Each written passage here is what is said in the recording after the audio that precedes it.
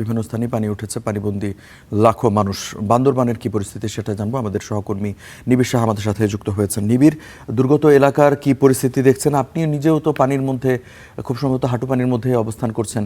পুরো এলাকার চিত্র কি জানাবেন? প্রশাসনের তৎপরতা কতটা?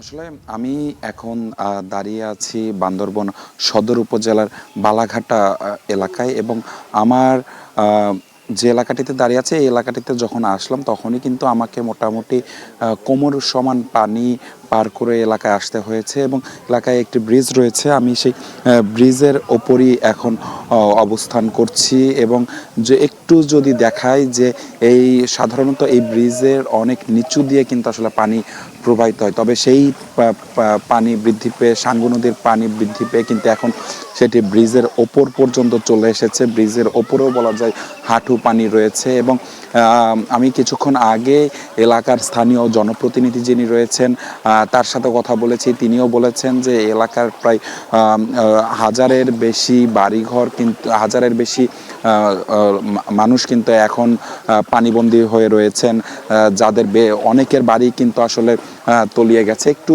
যদি আমার ডান পাশে দেখায়, এই অংশটিতে কিন্তু আসলে বেশ কিছু ফসলি জমি এবং সেই সাথে বসত ঘর ছিল, যেটি আসলে এখন পুরোটাই কিন্তু পানির নিচে চলে গেছে। এবং সেই সাথে একটু সামনে যদি একটু পানির পরিমাণ কিংবা উচ্চতা দেখায়, যে সামনে যে গাছগুলো রয়েছে সেগুলো গাছগুলো কিন্তু বলা যায় যে অর্ধেকেরও বেশি কিন্তু পানির। নিবিড় শাহ, আপনাকে ধন্যবাদ। দর্শক, আমাদের সহকর্মী নিবিড় শাহ জানাচ্ছিলেন যে বান্দরবান শহরের কি পরিস্থিতি।